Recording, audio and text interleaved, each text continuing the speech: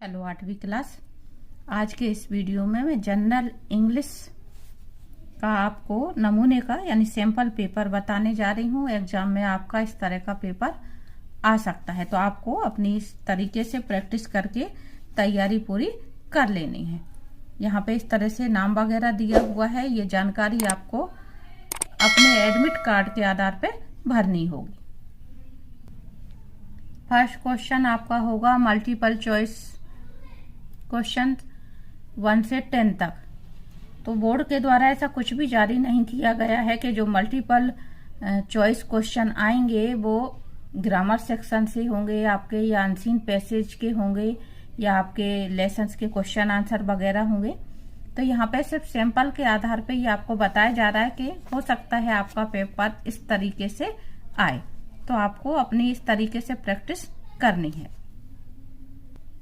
ये आपका एक पैसेज दिया हुआ है और ये आप पिछली क्लास में पढ़ चुके हैं, 7th क्लास में, वहीं से इन्होंने लिया है। Once upon a time there lived a horse trainer in Bhopal. एक समय की बात है, भोपाल में एक हॉर्स ट्रेनर रहता था। हॉर्स ट्रेनर यानी घोड़ों को ट्रेनिंग देने वाला।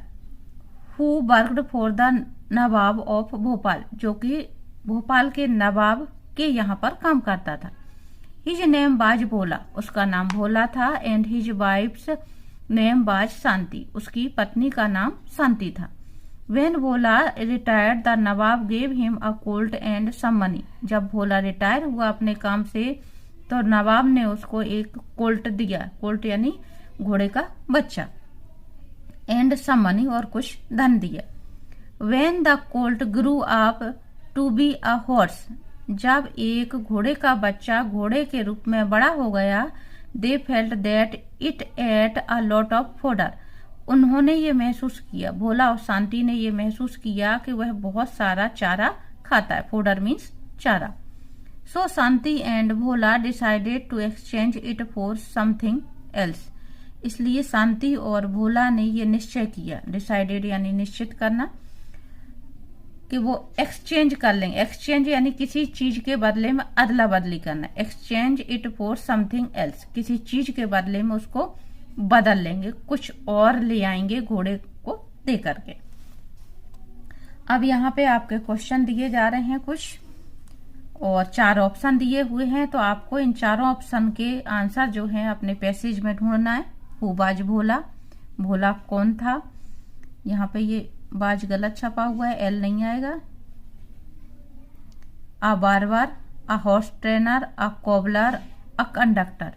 तो आपका शुरू में ही आया हुआ है अ हॉर्स ट्रेनर, तो हमारा आंसर होगा अ हॉर्स ट्रेनर। इस तरह से आपको क्वेश्चन ढूंढ करके 4 ऑब्जेक्टिव में से अपना करेक्ट आंसर चुनना है और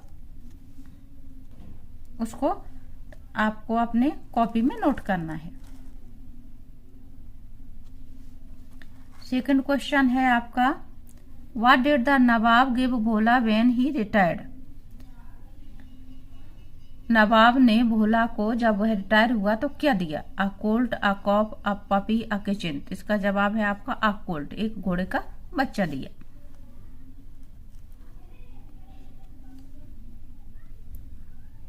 थर्ड क्वेश्चन है आपका, द नेम ऑफ भोलास वाइफ बाज, भोला की पत्नी का नाम क्या था। तो इसका जवाब होगा शांति।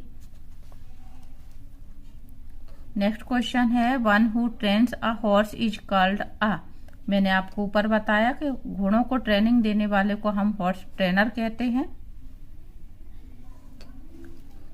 और फिफ्थ है आपका, where did the horse trainer live, horse trainer कहाँ रहता था।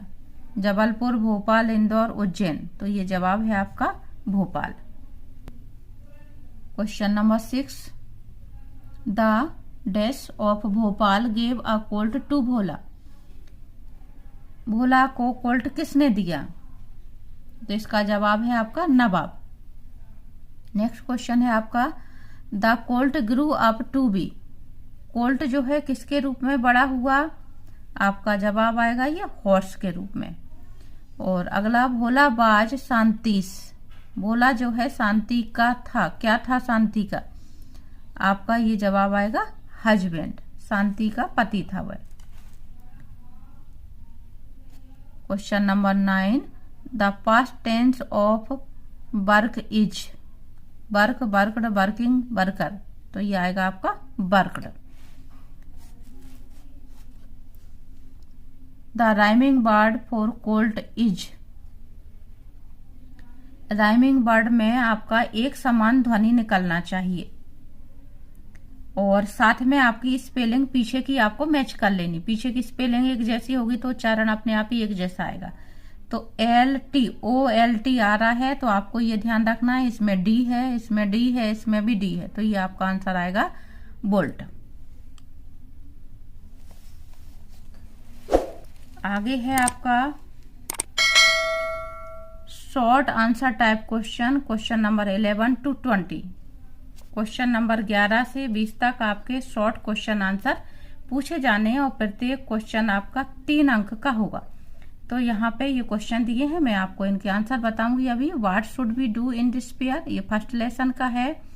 When the axeman refuse to go back, what did the villagers do to save the trees.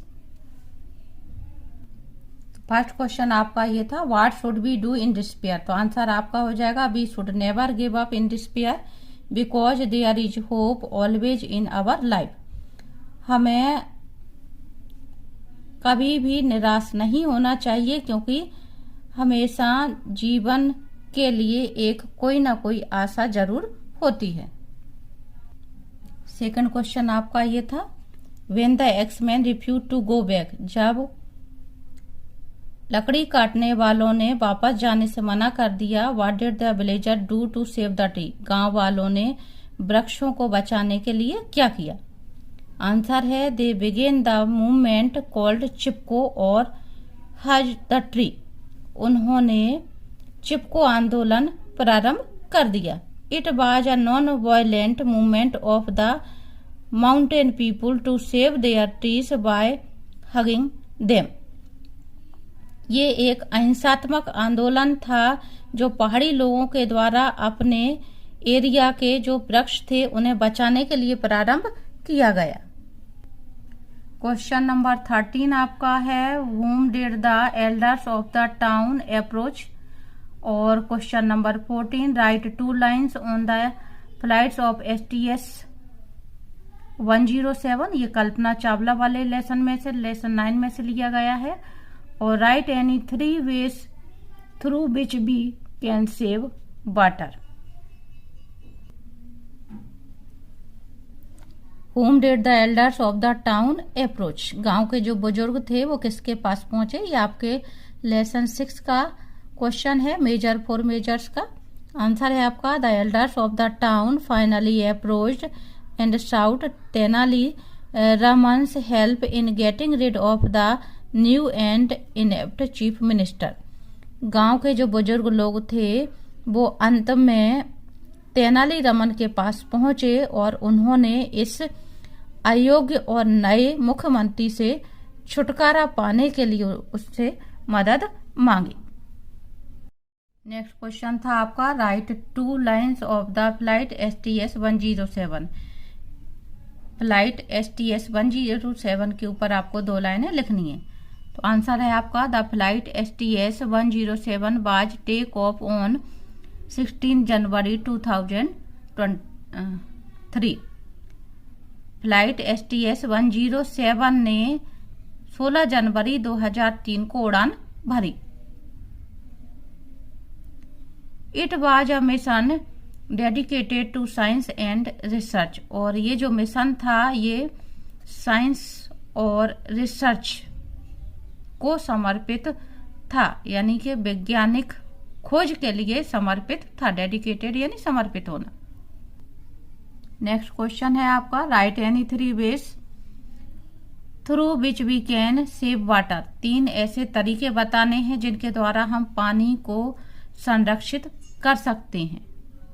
Number 1 है we should collect water by rain water harvesting, हम पानी को rain water harvesting के द्वारा जमीन के अंदर सुरक्षित कर सकते हैं। We should avoid to wash our vehicles on daily basis,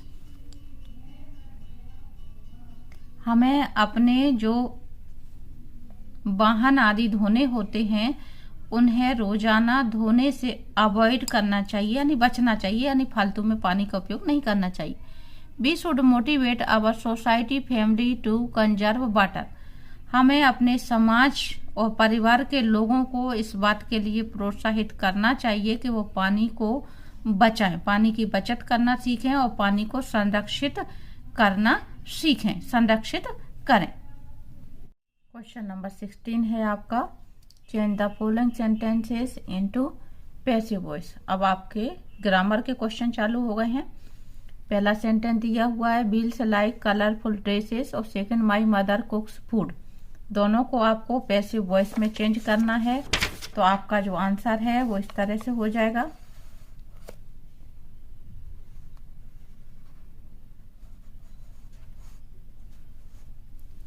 colourful dresses जो ऑब्जेक्ट था उसको हम सब्जेक्ट बना लेंगे, और प्रेजेंट इंडेफिनिट सेंटेंस था इसलिए इसमें प्रेजेंट कंटिन्यूस की हेल्पिंग वर्ब लग जाएगी।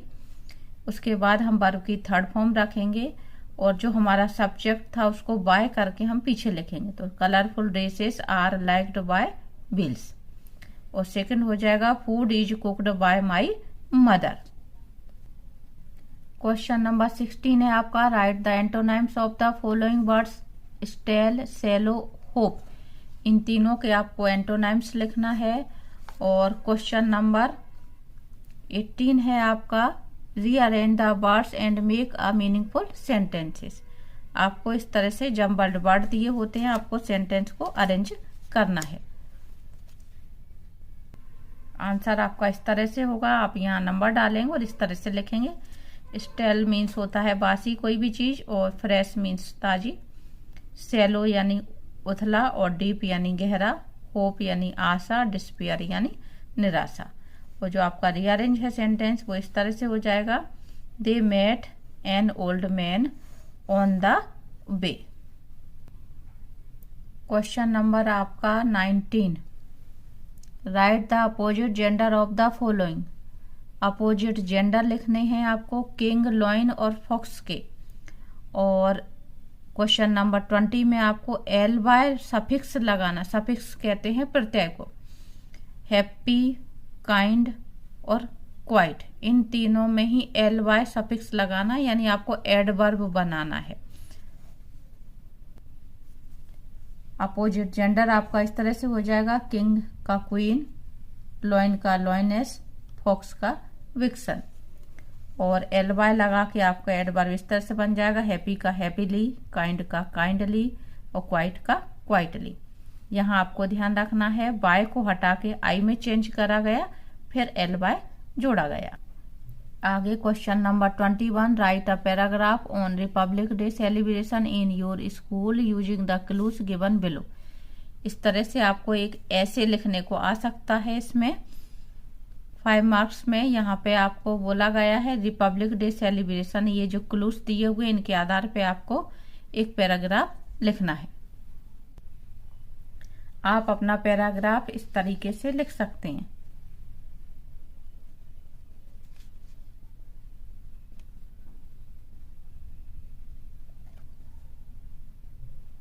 Question number 22, right any one stanza of the poem which you like the most.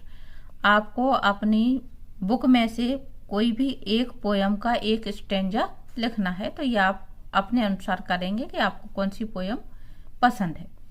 Next question है, write an application to your headmaster for 3 days sick leave. आपको बीमारी की छुट्टी के लिए 3 दिन के लिए आवेदन पत्र लिखना है। सिक लीव के लिए आप इस तरह से लेटर लिख सकते हैं, एप्लीकेशन। यहाँ जो डेट दी जा रही है वो डेट आप अपने एग्जाम की डालेंगे, और आपको क्वेश्चन में जो कुछ भी नाम डाला हुआ दिया जाएगा कि आप कौन हैं, तो आपको नाम वही डालना होता है। यहाँ स्कूल का नाम और नीचे आपको क्वेश्चन में यदि दिया जाता है तो वही डालेंगे। क्वेश्चन नंबर 14 में आपको फिर से एक अनसीन पैसेज दिया जा रहा है जो आपको पढ़ करके सॉल्व करना है। पैसेज है आपका, after the assassination of JP Sanders Sardar Bhagat Singh became a national hero. ये आपका भगत सिंह के ऊपर पैराग्राफ दिया जा रहा है। जेपी सैंडर्स की हत्या करने के बाद सरदार भगत सिंह नेशनल हीरो बन गए, राष्ट्रीय नायक बन गए। He became a sacred name for millions of youth in India. वह भारत में लाखों लोगों के लिए एक पवित्र नाम बन गए, युवाओं के लिए पवित्र नाम बन गए। His name echoed in every city. Echo यानी गूंजना। उनका नाम प्रत्येक शहर में, टाउन एंड विलेज, प्रत्येक कस्बे, प्रत्येक गांव में गूंज रहा था। The very mention of Sardar Bhagat Singh brought sparkle to the eye of the young people. जो युवा लोग थे उनकी आंखों में सरदार भगत सिंह का नाम लेते से ही चमक आ जाती थी। He became an inspiration and motivating force for the youth. वह युवाओं के लिए एक प्रेरणा बन गए थे। He gained such popularity that leaders who followed the strict policy of non-violence got irritated. उन्हें इतनी ज्यादा पॉपुलरिटी यानी प्रसिद्धता या कहें कि इतनी ज्यादा प्रसिद्धि मिल गई थी कि कुछ लोग जो नॉन वायलेंस यानी अहिंसात्मक आंदोलन चला रहे थे, अहिंसा की नीति को मानते थे, वो इनसे चिढ़ने लगे थे। इरिटेट यानी चिढ़ना। Pandit Jawaharlal Nehru admits in his biography. Pandit Jawaharlal Nehru ने इस बात को कि जो अहिंसात्मक आंदोलन चला रहे थे या अहिंसा की नीति मानते थे, वो उनसे क्या होने लग गए थे, चिढ़ रहे थे। ये बात उन्होंने अपनी आत्मकथा में कही है, पंडित जवाहरलाल नेहरू ने। Bhagat Singh became a symbol of freedom. Bhagat Singh स्वतंत्रता का प्रतीक बन गए थे। The killing of Saunders was soon forgotten but the symbol remained. Saunders की जो हत्या की गई थी ये बात तो भुला दी गई, लेकिन भगत सिंह एक स्वतंत्रता का प्रतीक बनकर के रह गए। In a few months every village and town of the Punjab and most of north India echoed with his name. कुछ ही महीनों में प्रत्येक गांव, प्रत्येक शहर, पंजाब के प्रत्येक गांव में, प्रत्येक शहर में और उत्तर भारत की हर जगह उनका ही नाम गूंज रहा था। Many songs were written about him and thus the popularity he gained was amazing. उनके ऊपर कई गीत लिखे गए और इस तरह से उन्हें जो प्रसिद्धि मिली वो अमेजिंग थी, आश्चर्यजनक थी, यानी जिसकी कोई कल्पना नहीं कर सकता था कि भगत सिंह इतने ज्यादा पॉपुलर हो जाएंगे। अब आगे इस पैराग्राफ के आधार पे आपके क्वेश्चन बताए जा रहे हैं। पहला है who admitted in his biography that Bhagat Singh became a symbol of freedom.